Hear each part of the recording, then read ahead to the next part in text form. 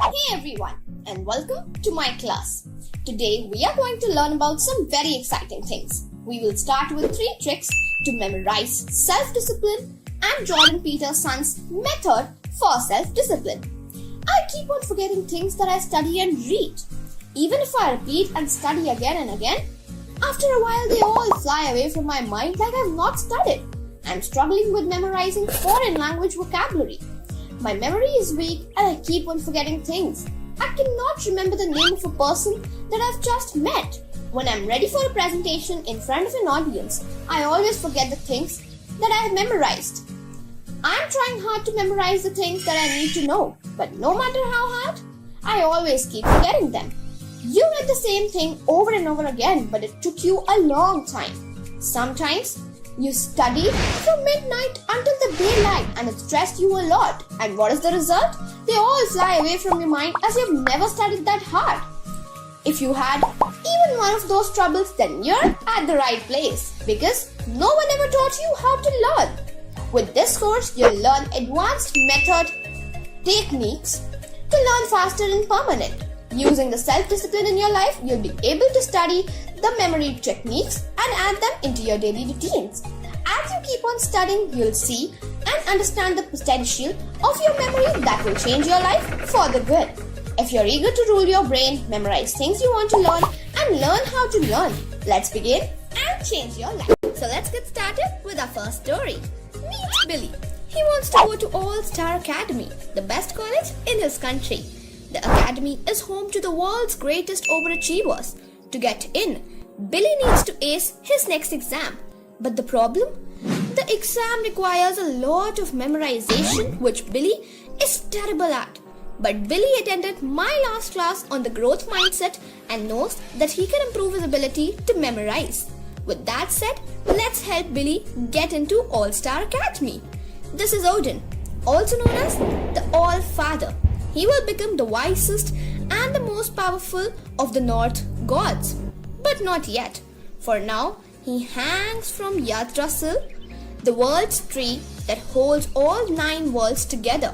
With a spear lodged in his chest, he will hang there for 9 days and 9 nights, on the border between life and death.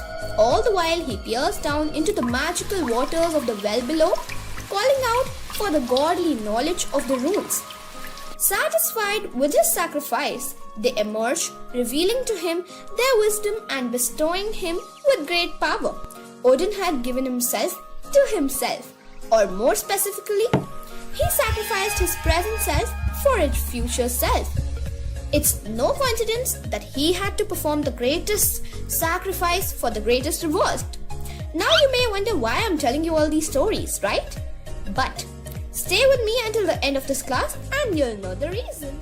Before we discuss the tactical advice, we need to understand some basics about memory. Collecting small processes. The act of memorization can be thought of as action of smaller processes. We are going to focus on 2 in particular, encoding and retrieval. Encoding is the process of creating new memories and retrieval is the process of accessing them. If Billy wants to ace his exam, he needs to optimize both of these processes. So let's start by taking a look at the process of encoding. One way Billy can improve his ability to encode information is by using a dual code process, initially coined by Ellen Pivot. The term refers to the creation of both a visual and a verbal memory for the same information. While the theory of a dual coding is still controversial, the process is quite promising. Visual representation. One study found that students were able to improve their ability to memorize a piece of information by drawing a complementary image. A more elaborate form of dual coding, the memory palace, is used by a competitive memory champions to encode large volumes of information. The memory palace requires the user to imagine a palace full of weird objects. Each object is a symbol of something the user is trying to memorize. By walking through the palace in their mind and examining these objects, the user can recall the related information. As impressive as the memory palace is, I'd suggest something less complex and more pragmatic for Billy. Construct a mind map. A mind map combines verbal and visual information in an easier and digestible way. It has the ended benefit of allowing Billy to see how all of the information he's gathered relates to each other and where there are gaps in his knowledge. As we discussed in the Feynman technique class, identifying gaps in our knowledge is a key to learning effectively. Let's take a closer look at constructing a mind map. I often hear people say they have trouble remembering what they read in a book. The reason for this is simple. They aren't encoding or retrieving the information effectively. Readers will often highlight or underline passages they want to recall in a book. This is mostly useless. The reader would be better off constructing a mind map. Number 1. Place the title of the book in the middle. Number 2. Make a branch for each chapter. Number 3. Read the chapter and make an additional branch for each argument in the chapter. Every author is trying to convey a message to the reader. They are trying to make an argument. Actively reconstruct the author's argument as you read along, and you will remember the book a lot better. The mind map is one of the best ways to do this. It forces you to take the verbal information and organize it visually. Visually representing the information will help you see how all the bits of information connect and where there might be gaps in your understanding. As a result, you will have a greater comprehension of the material, which will make it easier to remember. Of course, encoding is just one half of the puzzle. The retrieval. The other and arguably more important half is retrieval. Studies show that we can retain information for much longer when we repeatedly retrieve it from our memory. Memory is strengthened with each subsequent retrieval. Furthermore, studies show that our memories are strongest when our retrieval sessions are spaced apart. For example, it's better to study a piece of information for 1 hour a day over 3 days than 3 hours in 1 day. Let's call each retrieval session a study session. A common question is, how far apart should these study sessions be? The answer comes down to the individual. How far away the test is, the difficulty of the material, and how much time is available. But a good system to use is the linear system. The intervals between each successful study session should be increased. In this case, successful means you correctly recalled the information you were trying to memorize. For example, you may want to recall some information after 1 day, and if you're successful, try again in 2 days, then 3, then 5, then 9, and so on. Let's call this the linear hierarchy. Everyone's hierarchy will look different depending on many factors, and it comes down to the individual to optimize their own. However, if you fail to recall a piece of information on the 9th day, for example, you have to reset its position in the hierarchy. You have to bring it back to the beginning. If I fail to recall it on the 9th day, I will have to try again after 1 day, then 2, then 5, and so on. Each successful movement up the hierarchy will strengthen that memory. If you start this spaced and repeated retrieval at the beginning of a semester, you probably won't have to study much at the end. Most of the information will be already solidified in your memory. Naturally, I know a lot of people that are going to be watching this in preparation for an upcoming exam. The system still works for cramming. You just have to use much shorter intervals. When I had to cram hundreds of flash, I would use intervals of 1 minute, 10 minutes, 30 minutes, an hour, 5 hours, then 24 hours. Of course, cramming isn't recommended, but using spaced and repeated retrieval can make it more efficient. You won't waste time going over the same information over and over again. We have optimized the processes of encoding and retrieval independently. Everyone loses focus. Imagine right now you're about to work. You sit down at your desk, you lay your work out in front of you and say to yourself, I want to get this done. I want to stay focused and disciplined. Today, I'm going to be productive and finally accomplish my goal. At first, you're successful. You're concentrated and focused. Your mind is zoned in on the task laid out in front of you. But minutes later, your thoughts begin to wander. You pull your attention back to your work. but it's no use. Random trains of thought carry your mind to faraway places. You begin thinking about your friends. You dream of going on vacation. You wonder what you'll have for lunch or worry about the dishes still left in the sink.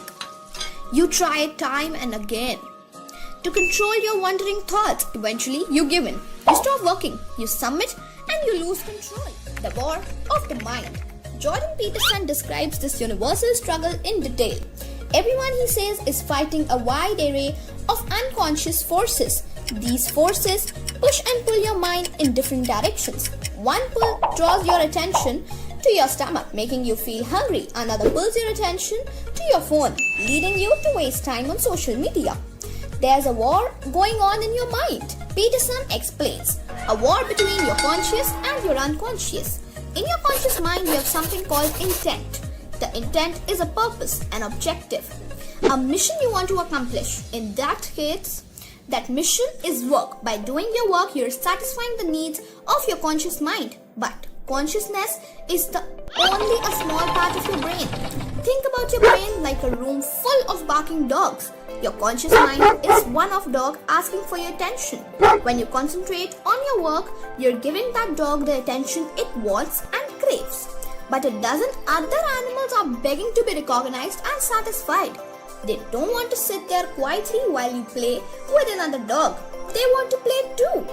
They want just as much of your attention, and unfortunately for you, they bark just as loud, if not louder, than the first. So, what do? The solution. To make the barking stop, you pay attention to a different dog or multiple different dogs. In a heartbeat, you get sidetracked and overwhelmed. The other dogs bark so loudly and demand so much of your attention that you lose sight of where you started. If you don't have self-control, distractions work the same way. At first, you're focused on your work, but what happens when you crave a cup of coffee? That craving gets louder and louder until you can't ignore it any longer. So, you give in. You get a cup of coffee. Of course, that craving for caffeine isn't the only dog barking on your brain. You're also hungry, you're bored, you're curious what happened at the end of a TV show. Without self-control, these unconscious forces take over your mind and manipulate your behavior. Unless you're absorbed in your work, those loud distractors are going to pull you away. Why? Because your conscious intent, the first dog, isn't strong enough to fend off the others. Going back to our example, your craving for coffee is more prominent than your motivation to work. So the former overtakes the latter and you get distracted. But the other dogs do more than distract you. They also change your thinking. Say you get distracted by a TV show. Your conscious mind knows that it's making a bad decision. So you try to justify your actions. You think to yourself, I don't have to do this work right now. Or this work is a waste of my time. I'd rather do something else. The worst part is, these justifications work. You fall for them and they further motivate your bad decisions. Your thinking changes, your attitude becomes unproductive, and your conscious intent falls behind. What does justification mean? If you're making justifications like these, there are two things you can learn about yourself. First, you don't have enough self-control. These justifications are produced by that war between your conscious and your unconscious. If your conscious mind is winning, you create reasons why your work is more important than your distractors. If your unconscious mind is winning, you do the opposite. You create reasons why your distractors are more important than your work. So, if you're making justifications, your unconscious forces are winning the war in your brain. That means you don't have the self-control to keep your unconscious at bay. Your conscious intent isn't strong enough to stand on its own. That's one thing you know. The second, according to Jordan Peterson, relates to your work. If you're making justifications, if you're struggling with self-control, you may be working on something you don't care about. You may not invested in or passionate about the work in front of you. Self-discipline and motivation do not work in every situation. Even if you're a disciplined person, you can only be disciplined about specific things because discipline requires motivation, passion, and energy. If you're bored by your work, how can you develop enough passion to succeed? Take this example. Imagine your family pushed you to go to a medical school. Medical school is a huge undertaking that requires countless hours of rigorous study. But you find yourself struggling to focus. Every assignment is a frustrating slog. Every textbook is a never-ending bore. It doesn't matter how rewarding this profession is. You may be surrounded by motivating people, following a path toward a meaningful character. But if you don't want to be a doctor, none of that matters. If you are not personally and emotionally invested in medicine, you won't be able to focus. You struggle to stay disciplined. Your conscious intent will always lose to your unconscious forces. Self-control.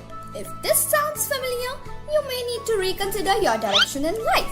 You may need to reflect on the choices you have made and why you made them. For now, let's assume you're on the right path. Let's assume you are passionate about your work. It's worthwhile. It's inspiring. It's the reason you get up in the morning. Yet, you still struggle with discipline and self-control. You still cannot resist the unconscious forces pushing you away from your work. Where does that self-discipline come from? What's the recipe for greater self-control and personal management? How do you bolster your conscious intent while silencing the other dogs barking for your attention? Jordan Peterson gives a simple answer with a complex action plan. At the root of self-discipline, he explains, is practice.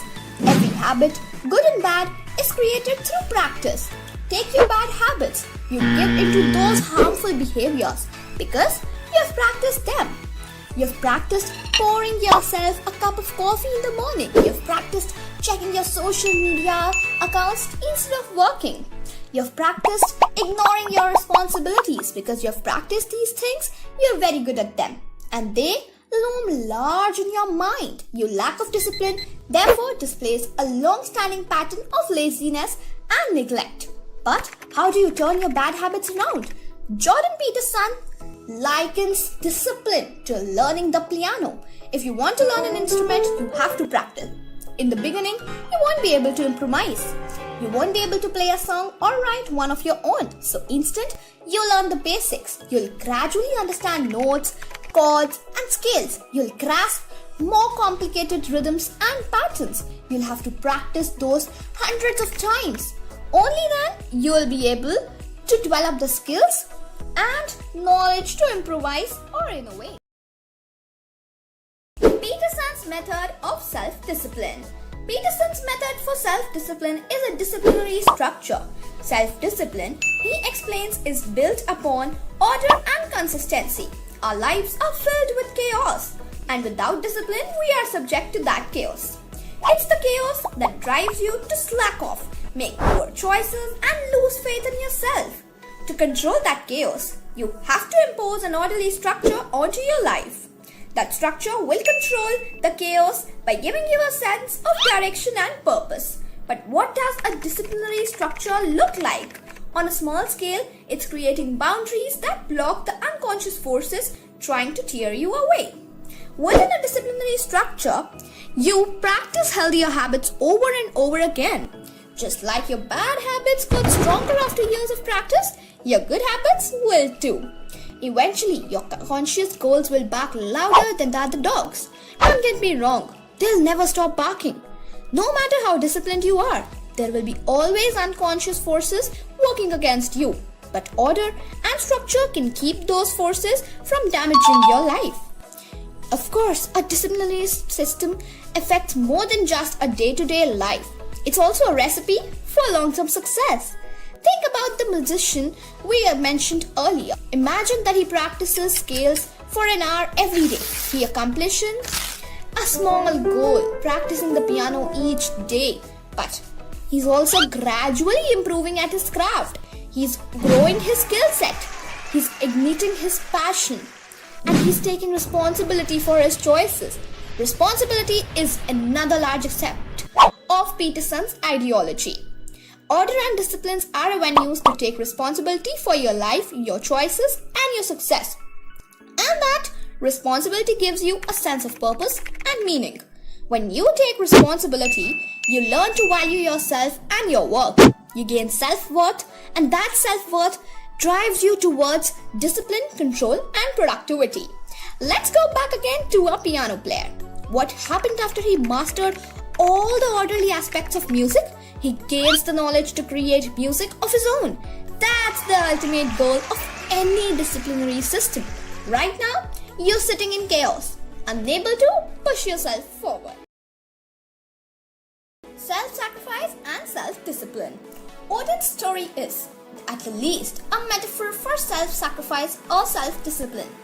And it's one that we have been telling for generations. Humanity has held the virtue of self-control in such high regard that it's a staple in most religions and the moral of many myths.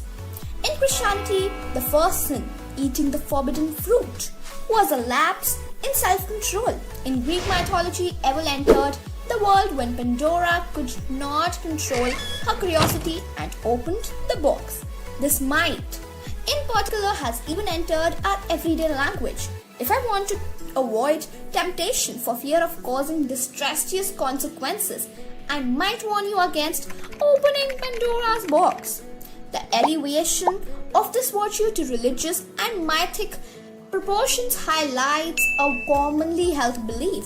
Self-discipline plays a huge role in leading you to your best future, as in the case of Odin, or your worst one, as with Pandora. If this is true, it seems like it would be great if we could all have some more self-discipline. But what is self-discipline? People use the term to describe someone who makes good long-term decisions by overcoming short-term temptations, and that's reasonable. But when you ask them how they overcome these short-term temptations, they often invoke some sort of will or willpower.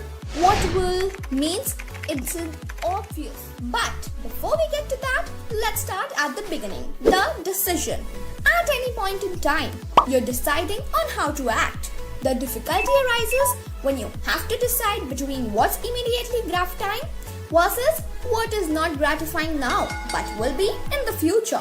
In other words, the difficulty lies in delaying gratification. But what causes you to not act impulsively?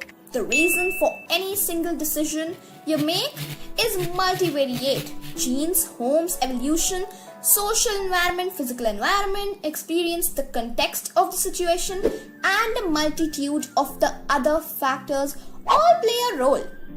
But the most immediate cause of any of your actions can be traced back to your brain activity.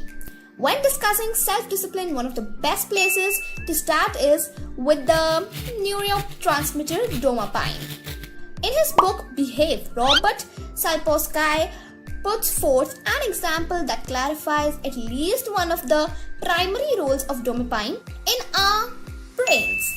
Let's say that I take monkey and stick him in a carriage. Now, I put a lever in that.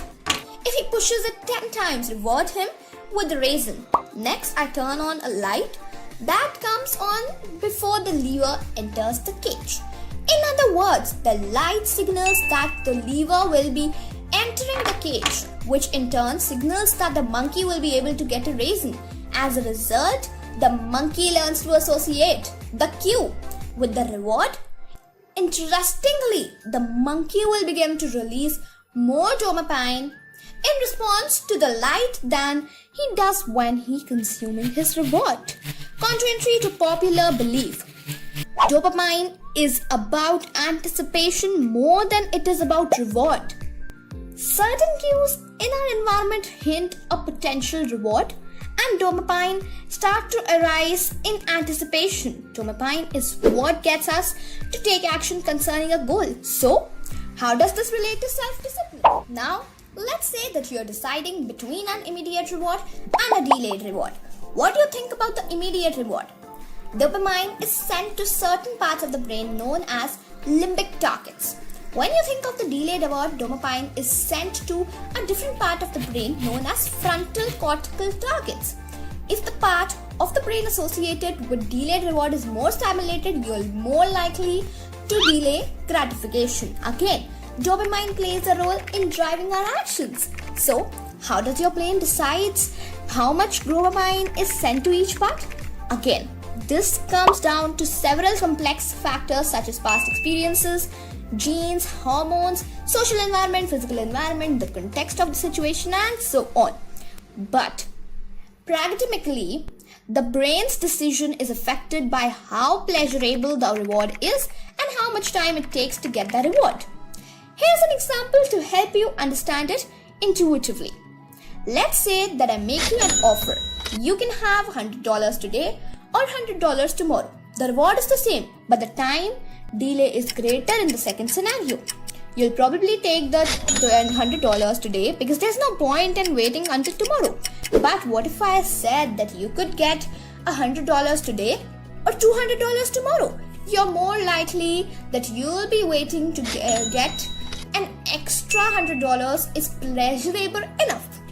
But what if I said that if you wait until tomorrow, you could get $101? You'll probably revert to taking the $100 today. Your brain does multiple calculations like this every time you decide. It creates a sense of wanting a reward or reward seeking based on the speed and size of the reward. So, how do you end up determining what rewards to see? To live life is to have desires. The world fills you up with needs and wants, inviting you to come and interact with them. Every time you satisfy a desire, you receive an internal reward and a belief forms about how you did it. When that desire re-emerges, your brain activates the corresponding belief circuitry and dopamine releases in anticipation of the reward, which motivates you to repeat the same action as before. In other words, you begin to form a habit. With each repetition, the neural pathway strengthens and you solidify the habit's role as the solution to your desire. Here's the punchline. Habits mediate the relationship between an individual's desire and their habit. To change the habit, the individual, the environment, or both have to change. And that's why self-discipline is so hard. We have little control over the biology that determines our desires. According to Sapolsky, individuals with ADHD have abnormal dopamine responses when thinking about immediate rewards versus delayed ones. They are biased towards impulsive reaction. Individuals who experienced childhood adversity are more likely to have an underdeveloped frontal cortex, making delayed gratification more difficult. Eventually, we may be able to change an individual's biology using science, but the mortality and long-term consequences of this are questionable. There is a part of our biology that is more malleable, the brain. An individual can be changed with education. As people learn more about the world, they can test out new beliefs and reinforce new behaviors. But this leads me to the heart of the issue. Self-discipline is much more of an environmental problem than it is an individual one. While an individual can change their beliefs and behaviors through education, the resources available for education are presented by the environment. Furthermore, the habits an individual builds to meet their desires are in large part a product of what's available in the environment. A study done by neuroscientist Carl Hart found that when meth addicts were given a choice between $5 and 50 mg of meth, the addict took $5 half of the time. When he increased the value of the cash reward to $20, they rarely took the drug. He found similar results with crack cocaine addicts. Hart suggests that addicts are rational decision makers and will not choose to take a drug when there are alternative reinforcers. It seems that drug habits are more likely to be formed when individuals are in an environment that offers no alternative or competing ways to meet their desires. Bruce Alexander found similar results when he conducted his now famous study, Rat Park. Before Alexander's study, it was commonly believed that addiction was caused primarily by drugs. When you take a drug, you get addicted. That's how the story went. But Alexander noticed that most drug-related studies occurring at the time placed rats in isolation. He wondered if this played a role in the rats deciding to take the drug. It turns out that it did.